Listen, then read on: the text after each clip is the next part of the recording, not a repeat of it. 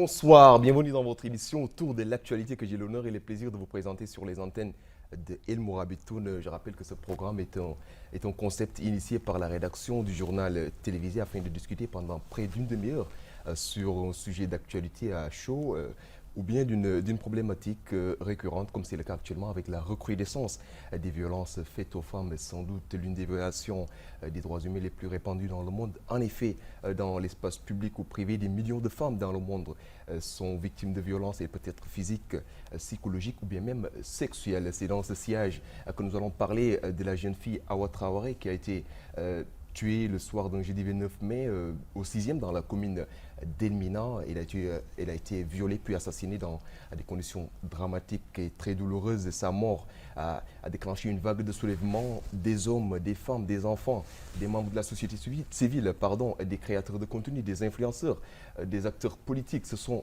massivement mobilisés devant le Parlement pour dénoncer le crime sur Awa Traoré et réclamer justice. Et pour en parler, j'ai l'honneur et le plaisir de recevoir sur ce plateau Madame Baïtijani Diagana, sociologue de son état, bien entendu, chercheuse en sociologie et directrice d'une entreprise de consulting dénommée Bergef, c'est ça. Bonsoir Madame et merci d'avoir accepté notre invitation. Bonsoir, c'est moi qui vous remercie pour l'invitation. Messieurs, dames, nous n'allons pas encore nous appesantir sur le fait tragique du meurtre, bien entendu, et du viol d'Awa Traoré. Awa Traoré, en rentrant dans les circonstances et la nature de ce drame abominable, mais nous allons essayer plutôt de chercher à comprendre et à analyser cette culture de violence que l'on retrouve de plus en plus dans le comportement du Mauritanien, surtout à l'égard des plus faibles, une façon de faire qui était jusqu'ici très étrangère à nos mœurs. Encore une fois, bonsoir Madame Diagana, merci d'avoir accepté notre invitation. Alors tout d'abord, permettez-moi de parcourir une petite note portant sur une récente statistique de l'Organisation des Nations Unies Femmes fournie sur les femmes, la paix et la sécurité qui classe la Mauritanie au 157e rang sur 170 pays, soit le 13e pire rang mondial en termes de statut et d'autonomisation des femmes. Cet indice est fourni par la Georgetown Institute for Women, Peace and Security. Pour cet institut, une des raisons importantes de ce fléau est due à la généralisation de la violence basée sur le genre, rendue possible en partie par les tabous sociétaux et la faiblesse du système de protection et d'application de la loi en Mauritanie. Comment vous expliquez cette mutation nocive en tant qu'observatrice de la société, autrement dit sociologue? Merci pour l'invitation, merci pour la question. Et juste avant, permettez-moi donc de souhaiter à tous les Mauritaniens une bonne fête et aussi donc de prier, je prie Dieu qu'il mette beaucoup d'amour dans les cœurs des Mauritaniens afin que l'on puisse vraiment concourir, que l'on puisse vraiment donc vivre la cohésion sociale et l'unité nationale pleinement. Donc c'est là l'un des souhaits, l'un des vœux ardents donc de cette fête de Tabaski. La position nous permet de comprendre qu'en Mauritanie, malheureusement, malgré les avancées faites, que la femme en termes de statut et d'autonomisation, que dans ce cadre-là, qu'il reste vraiment donc du travail à faire. Ce qui veut dire qu'on a encore du pain donc, sur la planche. Parce que si sur 170 pays, la Mauritanie fait partie des 15 derniers pays, des 13 derniers pays, cela est interpellant à plusieurs égards. Et cela, je pense que la situation, la position parle d'elle-même. Ça montre que les femmes mauritaniennes doivent davantage être impliquées, doivent davantage être présentes dans le domaine de la politique, que ce soit à travers les postes électifs, les postes nominatifs. Décisionnels. Oui, décisionnels de façon générale, que ce soit aussi dans le cadre du secteur privé aussi, et au-delà de ça, que ce soit dans le cadre de la société civile, mais surtout dans le cadre de l'entrepreneuriat, parce qu'on sait que c'est dans le domaine de l'entrepreneuriat qu'il y a beaucoup d'emplois. Donc l'État ne peut pas embaucher tout le monde, mais c'est surtout dans le cadre de l'emploi, de l'entrepreneuriat. Pas dans le cadre des professions libérales comme ce que moi j'exerce, parce que pour ça il faut quand même étudier, mais surtout dans le cadre de ce qu'on peut appeler l'entrepreneuriat peut-être informel, qu'on peut rendre formel. Là, je fais allusion aux femmes qui vendent, qui ont des étals ou qui vendent, qui sont dans l'agroalimentaire, entre autres. Donc, il faut vraiment essayer d'autonomiser les femmes davantage. Cela dit que l'État, le gouvernement, doit se dire que à travers donc, cette classification, qu'il y a du travail à faire. Donc, c'est important d'autonomiser les femmes à travers des financements, mais pas que des financements, mais à travers aussi des formations, parce que le savoir-faire aussi il est très important. Parce que formations professionnelles. Oui, à travers des formations professionnelles, comme vous le dites très bien. Donc, à travers des formations professionnelles, et aussi à travers la gestion financière, entre autres. Donc, ça, il faut vraiment accompagner, financer certes, mais former et accompagner. Accompagner s'il le faut sur un long terme, 1 an, 2 ans. Et une fois que les femmes sont bien assises, une fois que les business sont bien assis et tout, à partir de là, on peut les laisser. On a tendance à financer et à ne pas suivre forcément. Il n'y a pas de suivi, quoi. La plupart du temps, il y a les financements, mais après, il n'y a pas un suivi, en tout cas le suivi nécessaire qu'il faut, quoi. Effectivement, le suivi nécessaire qu'il faut. Parce que quand on finance et qu'on laisse ces femmes-là, après, elles ont l'argent, il y a les dépenses familiales, il y a les charges socio-familiales et tout. Donc, finalement, elles peuvent dépenser cet argent dans le cadre donc, des besoins. Tout à fait. Et sans les utiliser pour le but dont cet argent a été donc, donné. Donc, c'est toujours important d'accompagner, de montrer comment il faut épargner, de montrer comment on doit être quand on fait du business, comment il faut faire, comment il faut répartir donc, les entrées. Surtout. En termes de bénéfices, en termes donc, de prix. Au fait, il y a tout un accompagnement donc, à faire. Tout à fait. Derrière, et ça demande aussi un gros travail, bien sûr. Ah oui, mais il le faut parce que c'est très important. Les femmes, par exemple, ici en Mauritanie, il y a beaucoup de divorces. Le taux de divorce est très élevé. Carrément, et très souvent, les familles monoparentales, très souvent, on a les femmes comme chefs de famille. C'est-à-dire les enfants restent très souvent avec leur mère. Donc, quand on autonomise les femmes, derrière, on permet à ces femmes de s'occuper de leurs enfants. On a des enfants qui vont aller à l'école, on a des enfants qui vont étudier, qui vont réussir, on a des enfants qui vont être quand même, qui vont manger à leur faim et qui vont être suivis et accompagnés. Par contre, et leur avenir, bien entendu, sera assuré. Sera assuré parfaitement, comme vous le dites. Donc c'est le cas.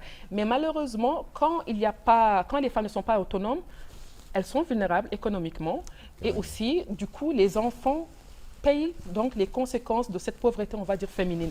Et dans ma thèse de doctorat, et même la dernière fois, j'étais invitée à une émission aussi, j'en parlais et tout. Donc, en Mauritanie, très souvent, les femmes qui divorcent avec leur père, avec leur mari, le père de leur enfant, ces pères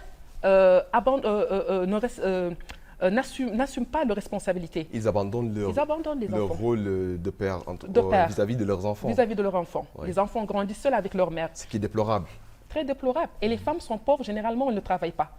Donc, quand on regarde, on sait très bien que en termes de poigne de femmes, les femmes qui travaillent, elles sont minimes par rapport aux autres femmes qui ne travaillent pas. Carrément. Donc, il y a un grand problème qui est là. Donc, le gouvernement doit se dire qu'en aidant les femmes, il aide des enfants, des filles et des garçons, qui vont être bien encadrés, bien entretenus, bien accompagnés. Parce que parfois, les hommes, en divorçant des femmes, ils divorcent donc des enfants, ce qui fait que les enfants sont victimes de violences économiques et de violences affectives aussi, et parfois même de violences administratives, parce que les mères et les pères refusent même de faire donc, tout ce qui est acte de naissance, papier d'état civil. Donc, pour ne pas trop m'appesantir sur ce point, c'est juste pour dire qu'on a tout intérêt... Et vous avez raison, parce qu'on se rend souvent dans l'état civil, on voit un paquet de gens qui n'ont pas d'extrait de naissance. C'est curieux, c'est incroyable.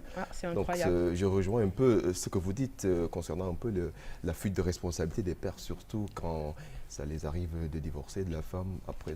Donc ce qui dit que c'est terrible. Effectivement, c'est terrible parce qu'après, quand la femme, comme je l'ai dit, la pauvreté, généralement, elle est féminine, les femmes sont pauvres. Quand la femme se retrouve seule avec des enfants, qu'elle n'arrive pas à nourrir, qu'elle n'arrive pas à canaliser, surtout les garçons avec l'adolescence et tout, mais ces enfants finissent par être des délinquants, finissent par devenir des voleurs. On parle de la délinquance juvénile. Délinquance juvénile, et ça se répercute sur la société, sur le devenir de la société, le devenir du pays de façon générale. Parce que comme le disait Mortaou Dada, donc la Mauritanie de demain sera ce qu'on fera à la jeunesse d'aujourd'hui. Et ces enfants, quand ils ne sont pas suivis, et ça, ce sont des cas qui sont très récurrents en Mauritanie. S'il y a, moi je dirais, en tant que sociologue, s'il y a une violence qui est vraiment pratiquée en Mauritanie, plus que tous les autres types de violences, je dirais que c'est la violence économique. c'est vraiment la violence économique. Donc, juste pour revenir à ce point, c'est important d'autonomiser les femmes parce qu'elles sont quand même plus de 50% de la population. Exactement. Donc, elles sont des citoyennes à part entière. Donc, c'est l'autre partie du peuple mauritanien.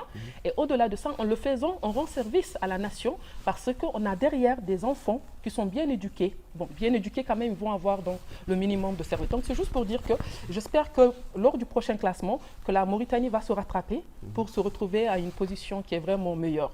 En tout cas, on l'espère. Madame Diagana, nous avons bien entendu compris votre point. Cette fois, en tant que femme engagée pour la protection et l'émancipation féminine, militante aussi des droits de la femme, pourriez-vous nous expliquer quels sont les enjeux liés aux violences sexistes et sexuelles en Mauritanie, quand on sait que le gouvernement mauritanien, à travers le ministère des Affaires sociales, de l'enfance et de la famille et le ministère de la Justice, bien entendu, a proposé un projet de loi portant sur les violences faites aux femmes et aux filles. Il a été adopté par le Conseil des ministres et devrait être présenté à l'Assemblée pour être voté. Mais entre-temps, il y a eu une grosse polémique, il y a eu une pression autour de cette loi. Certains partis politiques et même certains aussi partis religieux ont reproché cette loi d'être anti-islamique, alors même qu'il a été déjà passé au peigne par le ministère des Affaires islamiques. Comment vous agissez concrètement en faveur de l'adoption de ce projet de loi? Il y a plusieurs choses qui ont été dites et j'aimerais vraiment rebondir à plusieurs points. D'accord. Mais quand si vous voulez aussi, on peut vous répéter la question en moins que... oui, déjà le début, je rebondis au début et aux différents points que j'ai retenus. S'il y a des points que j'ai omis, donc vous allez me les rappeler. D'accord. Par rapport aux enjeux donc, aux enjeux des violences sexistes et sexuelles. Quand on parle d'enjeux, on parle de ce qui peut être gagné ou de ce qui peut être perdu dans une situation. Dans ce cadre précis, on ne gagne pas, on ne fait que perdre. Quand il y a violence sexiste ou violence sexuelle, on perd. Donc ça veut dire que les enjeux sont négatifs, ils sont nuisibles. Ceci dit que les conséquences sont extrêmement graves. Graves dans la mesure où quand on parle de violences sexistes, de violences sexuelles, ça nuit dans la mesure où, quand on prend par exemple les différents cas, quand une femme est insultée, quand elle est violentée verbalement, stigmatisée, oui, ou stigmatisée, quand elle est battue, quand elle est violée, pour ne citer que ces types de violences. Oui, il y en a plusieurs, bien entendu. On peut en citer un tas. Effectivement, tout de suite, on a parlé de la violence économique qui peut aussi être citée, entre autres. Donc, dans ce cadre-là, on voit que la femme, ces violences impactent sur elle, ça impacte sur sa santé mentale, physique. Parce qu'en frappant une femme, on peut casser sa main, on peut casser son pied, on peut crever son œil, on peut casser son cou, entre autres. Donc, ça veut dire que ça peut être fatal. La femme peut en mourir. Quand on insulte la femme ou quand la femme est victime de violences psychologiques, eh bien, ça se répercute sur son être. Elle peut perdre confiance en soi, elle peut ne plus s'estimer, elle peut avoir honte d'elle. Et quand on est dans cette situation, on ne peut rien faire de notre vie. Moi, je m'aurais retrouvé, je serais dans cette situation, par exemple, je ne serais pas là en train de parler. Ouais, c'est vrai que c'est un cercle vicieux. Oui, c'est un cercle vicieux. Elles se renferment sur elles-mêmes, elles sont dénigrées, elles se remettent en question. Et quand on est dans cette situation, on ne peut rien faire de notre vie. On ne peut ni travailler, ni s'épanouir, ni avancer. Donc, c'est juste pour dire que les conséquences sont extrêmement graves. Et quand on se retrouve dans ce genre de situation, parce que quand une situation peut mener à la mort, peut mener du coup au fait qu'on se retrouve avec... qu'on se retrouve malade ou que ça ait une répercussion psychologique, ça veut dire que ça nuit. Ça devient grave. Oui, ça devient grave. Donc, ça veut dire que les enjeux sont vraiment négatifs. Et par rapport à ça, ça entre dans ce qu'on peut appeler la santé publique. La problématique des violences faites aux filles et aux femmes concerne la santé publique. Parce que les femmes, comme je l'ai dit tout à l'heure, constituent plus de 50% de la population mauritanienne. Donc, quand cette partie est violentée, donc on ne peut pas ne pas en parler et on ne peut pas ne pas parler de la violence et on ne peut pas ne pas dire que la santé publique doit s'intéresser à ces questions. Selon une étude qui a été faite par l'OMS, rebaptisée ANSAD, en 2011, l'étude a été faite avec l'ONU Femmes, le MASEF, entre autres. L'étude a été faite en 2011 et l'étude dit que 68% des filles et des femmes qui ont été interrogées, les 68% de cette population féminine-là, ont connu au moins une forme de violence lors des 12 mois qui ont précédé l'étude. Donc ça veut dire entre 2010 et 2011. Rien que sur cette période-là, 68 femmes ont été victimes de violences. Une courte période. Oui, sur un an. Donc imaginez-vous qu'on fasse une étude nationale et qu'on demande aux femmes mauritaniennes quelles sont les femmes qui ont déjà subi la violence durant toute leur vie, qui ne reste qu'une seule fois, lèvent la main. Donc je suppose que toutes les femmes mauritaniennes, d'une manière ou d'une autre, vont lever la main. Parce que si sur une population, si on a eu 68%, ça veut dire ce que ça veut dire. Et sur une période de 12 mois. Donc ce qui veut dire que, et ça c'est une donnée nationale, hein, depuis lors on n'a pas eu une autre étude nationale malheureusement, donc qui a trait à cette problématique. Donc on se réfère à cette étude. Et quand on sait qu'il y a une recrudescence donc des violences, ça veut dire qu'aujourd'hui, si on refait cette étude, on va se retrouver avec un pourcentage beaucoup plus élevé. Donc juste pour finir, c'est juste pour vous dire que les enjeux sont négatifs et au-delà de ça, les conséquences sont très graves. Et actuellement, la population mauritanienne, le peuple mauritanien est sous psychose, il faut le dire. Donc il y a la peur. Les gens ont peur, moi personnellement j'ai peur pour ma sécurité. Je vous assure, hein, c'est vrai, j'habite, Dieu merci, dans un quartier sécurisé, je suis véhiculée, mais malgré ça j'ai peur. Et pourquoi je le dis? Je le dis par rapport aux autres femmes qui sont obligées de sortir durant certaines heures, qui sont obligées de marcher. Ça veut dire que moi je suis moins sujette à des agressions que ces femmes-là, compte tenu de ce que j'ai cité. Donc c'est juste pour dire que les gens actuellement, ils ont peur. Et ils sont dans une situation qu'ils ne comprennent pas. D'accord, Madame Diagana. Alors, vous venez de dérouler scrupuleusement sur les enjeux, bien entendu, de cette loi. Mais en fait, moi, je voulais, avant de passer à une autre question, qu'on parle un peu de cette loi, parce qu'en fait, c'est une loi, d'après certains intervenants, qui est trop inspirée des valeurs occidentales. Je parle de la loi Karama et tout. D'ailleurs, je vais vous lire même un petit extrait. Ouais, il y a, je pense, un commentaire sur Facebook, quelqu'un qui dit que j'ai vu quelques articles et c'est contre la religion, c'est contre aussi le Coran. La femme ne peut pas partir n'importe où sans la permission de ses parents ou bien de son mari ou bien de ses parents. Maintenant, je voulais un peu... Il y a d'autres qui soutiennent un peu aussi la loi. Il y a d'autres qui soutiennent un peu aussi la loi Karama et qui pensent que seule cette loi peut mettre fin à la propagation de ces crimes. Vous, en tant que sociologue, j'aimerais avoir votre ressenti un peu sur la controverse, bien entendu, de cette loi. Parce qu'il y a deux camps. Hein. Il y en a qui soutiennent, il y a d'autres aussi qui ont refuté ça. Malgré que le gouvernement, à travers le ministre porte-parole du gouvernement, Hossein Ould-Meddou, a jugé que cette loi était très valide et qu'il y a eu un consensus et tout. Ok. Moi, je pense qu'on devrait avoir le bon préjugé et faire confiance aux Mauritaniens. Quand je dis aux Mauritaniens, c'est parce que ce projet de loi, il a été conçu par des Mauritaniens. Même s'il y a eu derrière des partenaires techniques et financiers ou autres, mais les Mauritaniens sont au cœur de la conception de cette loi, d'une manière ou d'une autre. Ce texte a été lu ou relu par les Mauritaniens. Il a été validé par les Mauritaniens. Là, je fais allusion surtout à la société civile qui a eu vraiment à faire un grand travail pour que ce projet de loi puisse aboutir.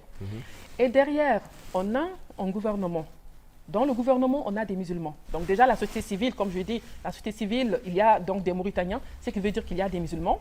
Le gouvernement, je suppose que les membres du gouvernement sont des musulmans. Donc, ils ont adopté donc, en Conseil de ministres ce projet de loi.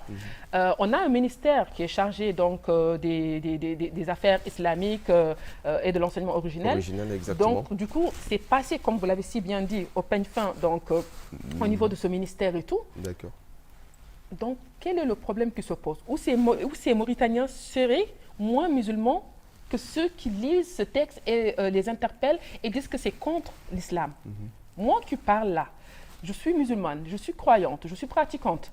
Donc, dire que je soutiens ce texte ne veut nullement pas dire que je ne suis pas musulman. Et je pense que les gens qui ont conçu ce texte et les gens qui soutiennent ce texte, je pense qu'ils sont dotés de raison. Et comme le disait Descartes, la raison est la chose la mieux partagée. Exactement. Donc, du coup, je pense qu'il faut vraiment être logique avec soi-même. Qu'est-ce qui se passe en Mauritanie? Pourquoi ce texte?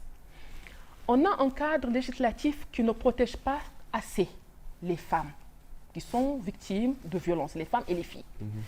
On a le code pénal, par exemple. Le code pénal est là, a été conçu depuis 1983.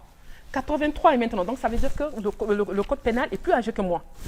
Donc, ce qui veut dire que dans le code pénal, on dit que, par exemple, quand l'auteur du viol ou quand l'auteur de l'inceste, que l'auteur du viol ou de l'inceste doit, par exemple, doit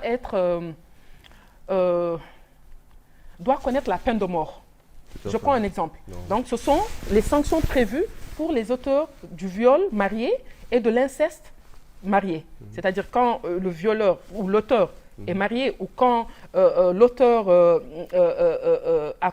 qui a commis donc, le viol sur un parent, ça veut dire l'inceste ici, est marié, donc ils sont condamnés à mort. Or, en Mauritanie, on est dans une criminalisation totale de cette loi. Totale. Alors qu'en Mauritanie, depuis 1987, il n'y a pas eu donc, de peine de mort. Donc, ça veut dire que quelque part, et on ne va pas dire que depuis 1987, il n'y a pas eu de viol, il n'y a pas eu d'inceste, il n'y a pas eu d'homme marié qui a violé. Non, il y en a eu. C'est un phénomène qui explose. On a eu pas mal de cas à Ouattara, Justement. L'un des cas les plus récents, mais quand on remonte dans le passé, dans un même passé proche, il y a eu des cas à n'en plus finir. Effectivement, effectivement. Donc, quand le texte n'est plus d'actualité, quand il est désuète, quand il est périmé, obsolète et tout ce qu'on veut, il faut le remplacer. Du moment où ces textes, ces articles, on ne peut plus se référer parce que la peine de mort a été abolie de façon latente quand même en Mauritanie et que ça continue, il continue à avoir des victimes, mais à un moment donné, il faut s'asseoir et trouver une alternative. Il faut s'asseoir et trouver une alternative. Et au-delà de ça, dans la législation mauritanienne, surtout le code pénal une fois de plus, on parle de zina. On ne définit pas c'est quoi. On parle du viol, on ne définit pas c'est quoi. Nous, en sociologie, en tout cas, les termes, leur définition, la définition des termes est très importante parce que ça permet à chacun de lire et de comprendre. Exactement. Une fille qui sort, qui part à la boutique et qu'on agresse sexuellement, on ne peut pas dire que cette fille-là, parce qu'elle est sortie pour partir à la boutique, qu'elle est coupable, alors qu'elle est victime. Elle a été violée. Parce que quand on parle de zina, c'est qui veut dire que quelque part, il y a quand même une forme de consentement, alors que ce n'est pas le cas. Donc je pense que c'est très important qu'on puisse élaguer, épurer le cadre juridique qu'on a actuellement en Mauritanie. Là, je fais surtout allusion au code pénal. L'ordonnance portant protection de l'enfant est beaucoup plus renforcée, ça concerne plus les filles, c'est beaucoup plus renforcé. Bien vrai qu'il y a encore du travail à faire à ce niveau-là aussi, mais il faut que les femmes soient protégées. Moi, il faut que je puisse sortir de chez moi à 21h, je pars parce que j'ai un besoin, je pars faire ma course, je reviens tranquillement.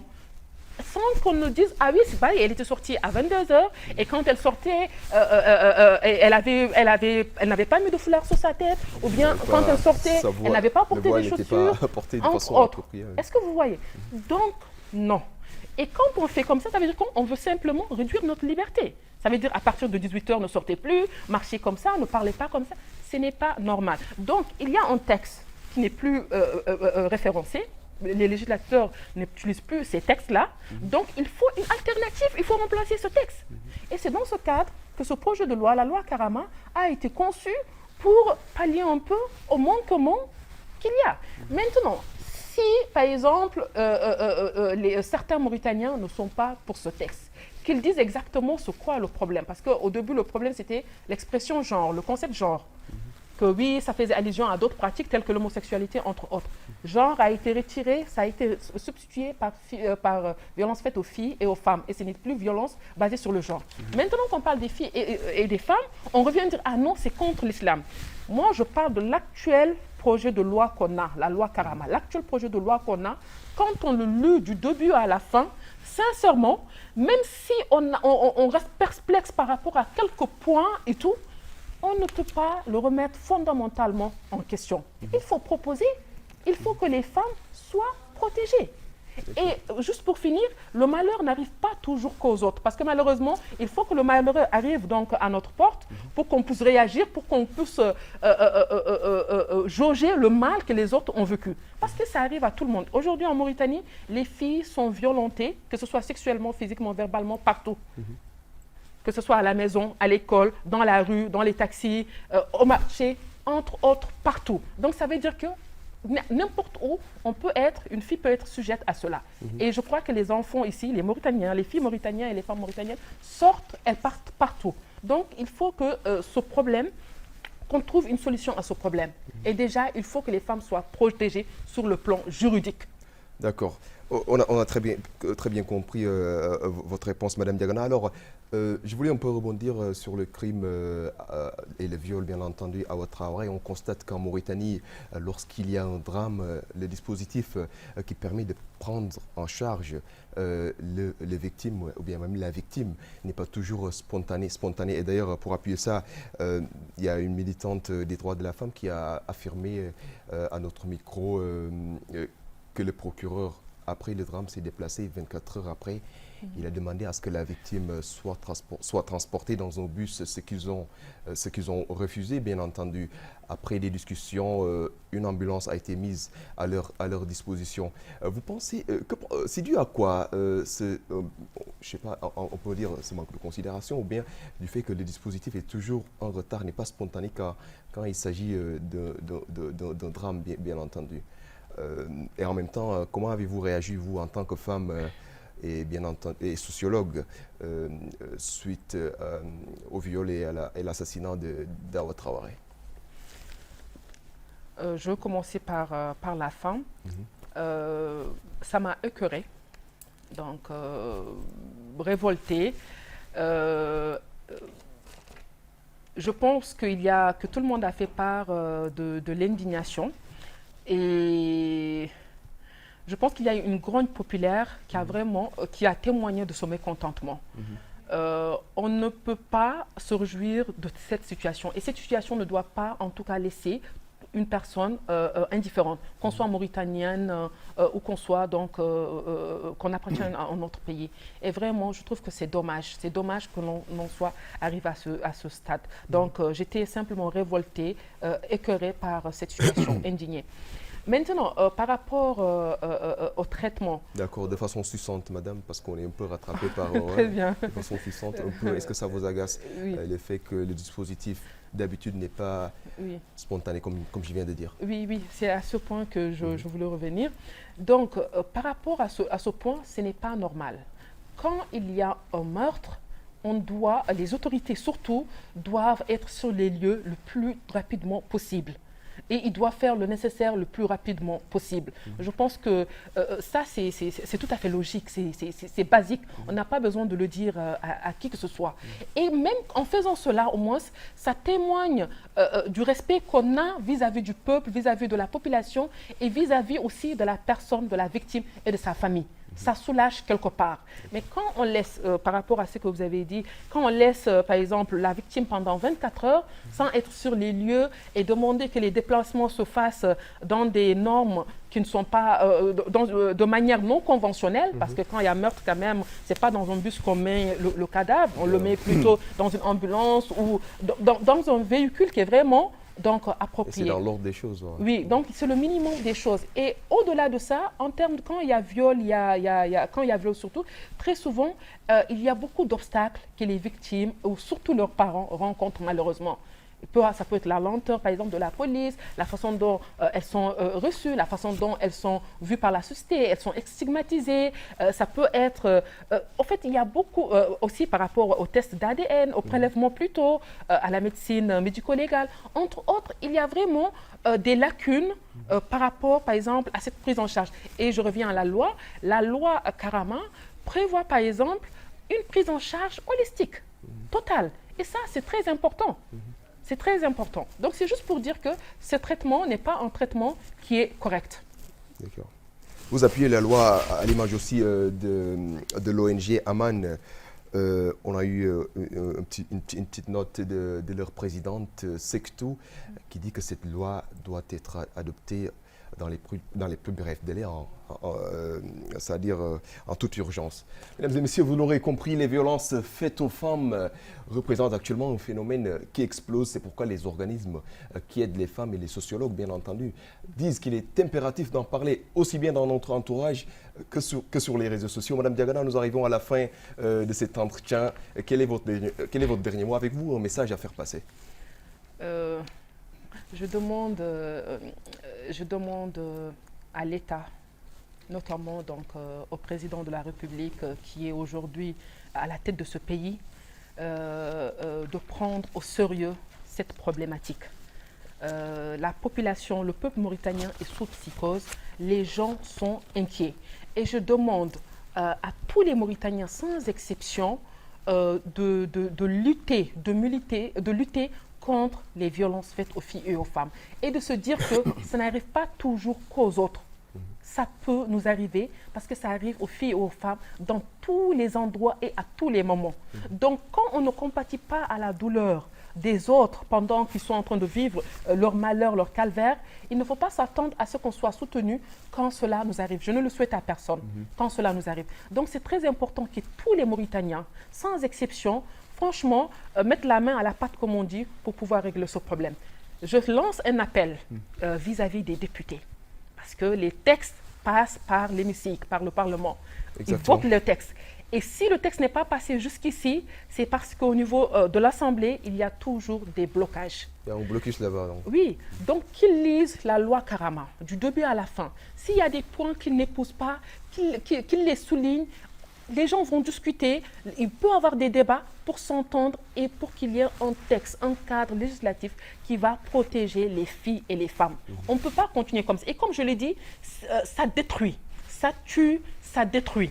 Et c'est une question qui doit être prise en considération par le ministère de la Santé, le ministère même de la Justice. Quand je dis de la Santé, c'est parce que ça concerne la santé publique. C'est une partie non négligeable, majoritaire de la société qui est concernée par ces types de violences. Donc, c'est un appel que je lance à tous les Mauritaniens. C'est le rôle de tout le monde, y compris les organisations de la société civile. Mais les organisations de la société civile font un travail extraordinaire sur le terrain. Et c'est ce qui a d'ailleurs permis ce projet de loi.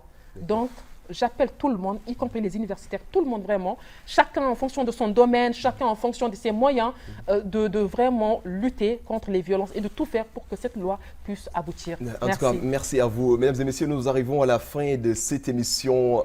J'espère qu'elle vous aura plu. Je vous retrouve très bientôt avec toujours le même plaisir.